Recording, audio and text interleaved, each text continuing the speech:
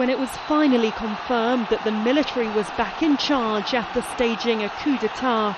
Tahrir Square, the scene of Egypt's revolution little over 2 years ago, erupted.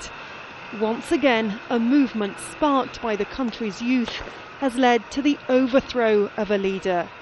Protests organised by the Tamarod movement had been calling for the country's first democratically elected president, Mohamed Morsi, to go for days.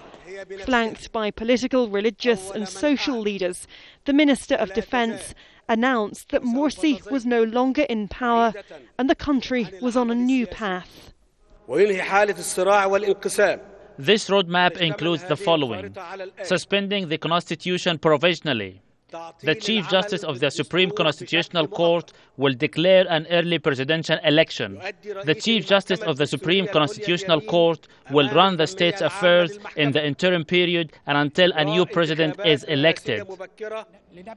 Opposition leader Mohamed al-Baradei said this was a fresh start for Egypt. The roadmap agreed upon today is meant to rectify the course of the revolution. It came as a response to the honourable people of Egypt.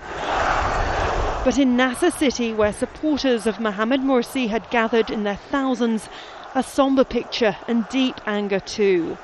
Many here, after hearing Morsi was out, swore an oath to protect their country.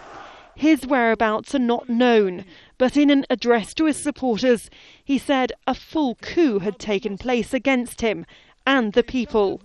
It's thought an international travel ban has been placed on him and several members of his party, the Muslim Brotherhood.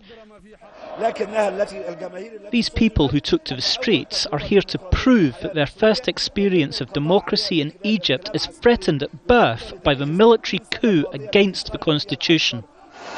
Throughout the day, Egypt's army, which has maintained a grip over the country since 1952, made its presence felt on the streets.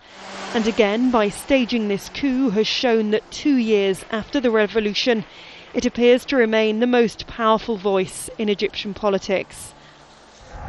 The head of Egypt's constitutional court will be sworn in on Thursday. For now, the country is still deeply divided over what its future should look like. Emma Hayward, Al Jazeera.